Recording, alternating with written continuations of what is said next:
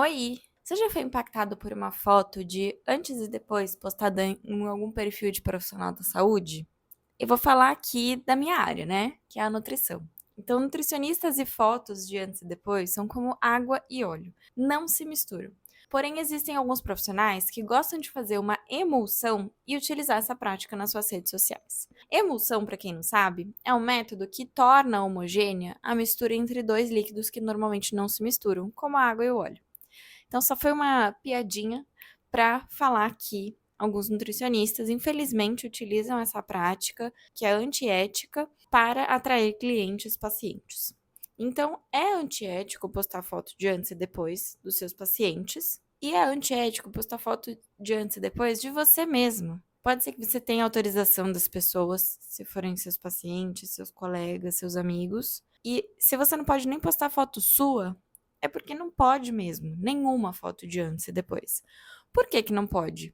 Porque, direta ou indiretamente, quando você posta a foto de um antes e depois, você está associando algum tipo de tratamento àquela mudança. E aí você passa a impressão de que esse tratamento, aplicado para qualquer pessoa, vai fazer com que ela tenha o mesmo efeito, o mesmo benefício que essa pessoa do depois teve. E a verdade é que isso não vai acontecer, provavelmente, porque isso não leva em consideração a individualidade de cada um. Então, o mesmo tratamento, ele não vai ser eficaz para todas as pessoas, com suas particularidades, com suas individualidades.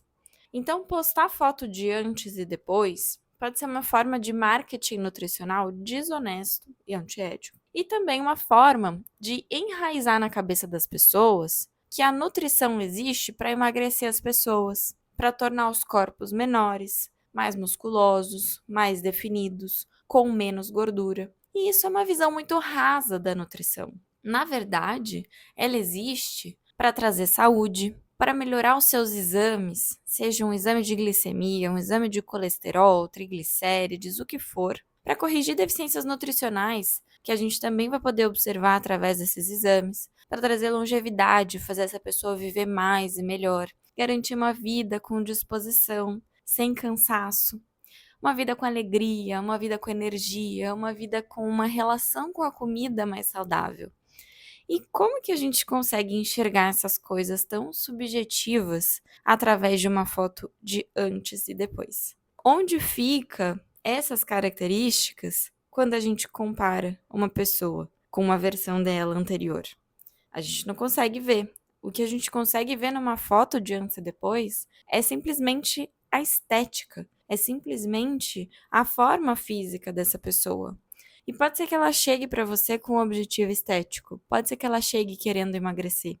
Mas, se você basear a conduta somente na estética, esse resultado não vai ser sustentável, esse resultado não vai durar muito tempo e você pode privar a pessoa de ter benefícios adicionais, tratando outras questões, tratando questões gastrointestinais que ela nem sabia que tinha, que ela nem sabia que atrapalhava tanto a vida dela, tratando questões comportamentais. E mesmo que algumas pessoas usem o argumento de que o antes e depois é só para exemplificar, mas que realmente ocorreram outras mudanças comportamentais, mesmo que isso esteja escrito na legenda, o foco está na foto. Então, você quer que todo mundo veja aquela foto. Todo mundo sabe que foto antes e depois chama muita atenção. Se tem ali no seu feed passando, você vai olhar. Você vai ver a diferença entre uma foto e outra. Você vai querer fazer o jogo dos 7 erros quando você olha um antes e depois. E essa foto do antes e depois vai gerar comparação, não entre as duas fotos, mas entre a pessoa que está olhando e a pessoa que foi fotografada. E pode atrair realmente pacientes de forma desonesta. E aí essa pessoa, ela vai chegar no consultório com uma expectativa gigantesca, uma expectativa que muitas vezes você não vai ser capaz de satisfazer. E para onde que vai essa individualidade? Quem que vai considerar as diferenças, as variáveis entre um corpo e outro, entre um ambiente e outro, quando vê uma foto de antes e depois? E essa informação, ela tá aqui no Código de Ética Profissional do Nutricionista, tá? Então me permita que eu leia na íntegra o capítulo 4, artigo 58. É vedado ao nutricionista, mesmo com autorização concedida por escrito, divulgar imagem corporal de si ou de terceiros, atribuindo resultados a produtos, equipamentos, técnicas, protocolos, pois podem não apresentar o mesmo resultado em todos e oferecer riscos à saúde. Agora a gente entra também num assunto que é fotografar o seu próprio processo. Quando você tira uma foto sua no início do seu processo, sendo que seu objetivo pode ser emagrecer, ganhar massa muscular ou diminuir a distensão abdominal, que é possível ver através de fotos, qualquer coisa, e você começa a fotografar. No meio do processo você fotografa, depois você fotografa novamente e você vai enxergando essas mudanças. Isso é muito diferente de um antes e depois postado por um profissional da saúde, e você precisa entender isso. Então, fotografar o seu processo pode ser uma ótima alternativa, porque às vezes a gente tem uma espécie de distorção de imagem e a gente não consegue visualizar os nossos resultados, a gente enxerga nosso corpo sempre como sendo um corpo que não está performando bem, um corpo que não está bonito esteticamente. E fotografar ele pode escancarar para você essas mudanças. E aí fazer com que você enxergue isso e comece a reconhecer que você está fazendo mudanças, que as suas mudanças de comportamento, as suas mudanças alimentares, de hábitos de vida, têm surtido efeito na sua estética. Que pode ser que não seja o seu objetivo final, mas é uma coisa que você quer colher no meio do caminho.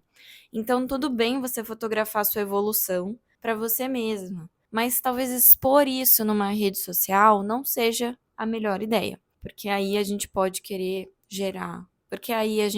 gerar uma certa comparação entre uma pessoa e outra, a gente gera também uma ansiedade entre pessoas que estão no começo do processo ou pessoas que estão no meio do processo e não tiveram um resultado tão bom quanto o seu. E aí a gente pode fazer mal para outras pessoas. Por isso que eu não acho que é uma boa ideia nunca você ficar postando fotos de antes e depois, mas não é só uma má ideia, mas é proibido que nutricionistas façam isso.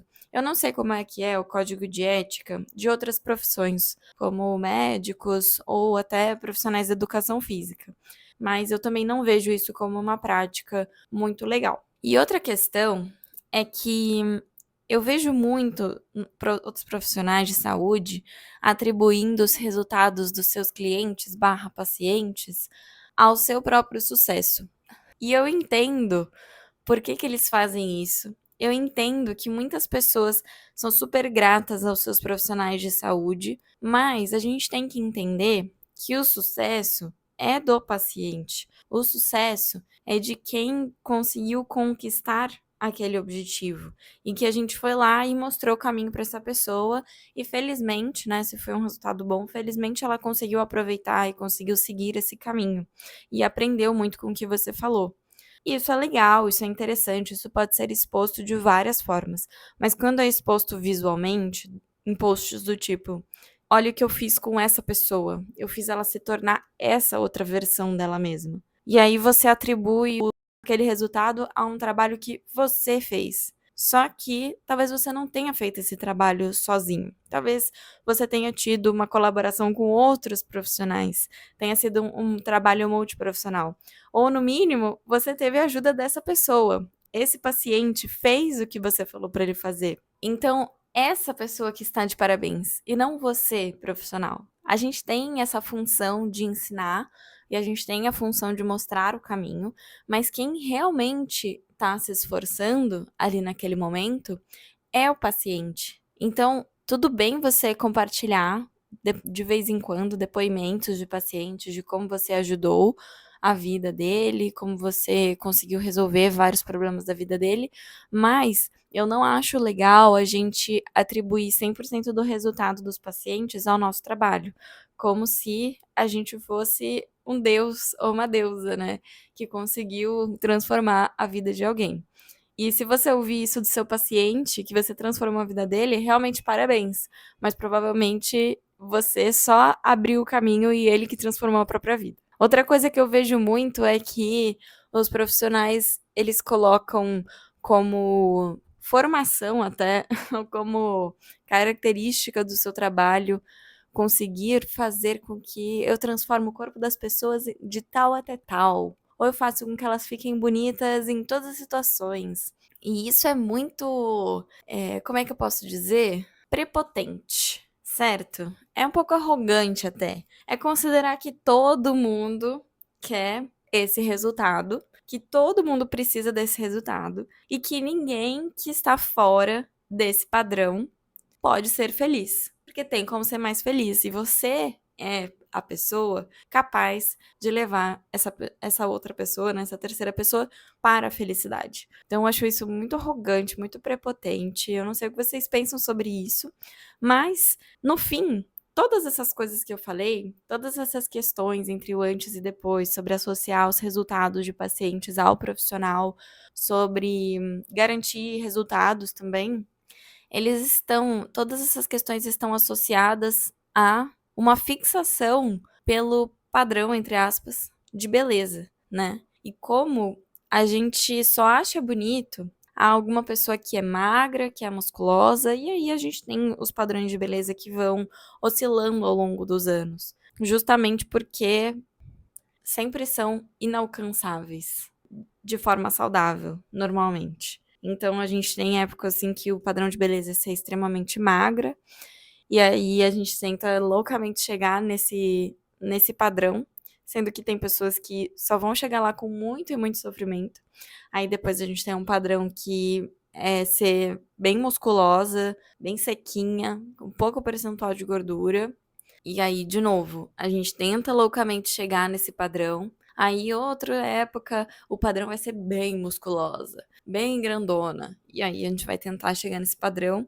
E a nossa prática não pode ser pautada no padrão de beleza. A gente não tem que garantir resultados relacionados a esses padrões e falar: olha, vem aqui comigo, se você se consultar comigo, você vai ser magra. Se você se consultar comigo, você vai ser forte. Isso não tem que ser a base do nosso atendimento. A gente tem que saber ouvir. E aí, ao invés de prometer resultados, talvez a gente deveria estar aqui dizendo: vem comigo que eu vou te escutar. E aí eu vou entender o que você quer. E aí a gente vai analisar o que você quer e por que que você quer. Porque às vezes a pessoa quer emagrecer. E aí você pergunta, mas por que que você quer emagrecer? E ela não sabe nem dizer, porque é isso que é o certo, né? Porque sim, porque todo mundo quer emagrecer.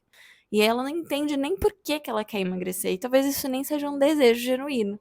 Deu pra entender? Então eu acho que falta um pouco de reflexão do porquê que a gente tá fazendo as coisas. Por que que eu tô escrevendo ali que, vem comigo se você quiser ser magra? Por que que eu escrevo isso? Quem que eu quero atrair com isso? Que tipo de pessoa, que tipo de paciente que eu vou atrair divulgando esse tipo de informação? E eu não acho uma informação tão legal de ser divulgada. Bom, acho que eu falei algumas coisas aqui que são interessantes, que são relevantes. Se você não sabia dessa coisa do antes e depois, agora você sabe, e agora você pode pensar duas vezes antes de seguir ou antes de se consultar com um profissional que posta esse tipo de foto de antes e depois. E tomara que eu tenha gerado reflexão na sua cabeça sobre o padrão de beleza, sobre essas promessas, sobre atribuir resultados de pacientes aos profissionais e sobre como isso é meio que roubar a atenção daquele paciente, roubar o papel de protagonista do paciente sobre a sua própria vida. E se você achou legal esse episódio, comenta aqui pra gente poder conversar e a gente se vê no próximo episódio.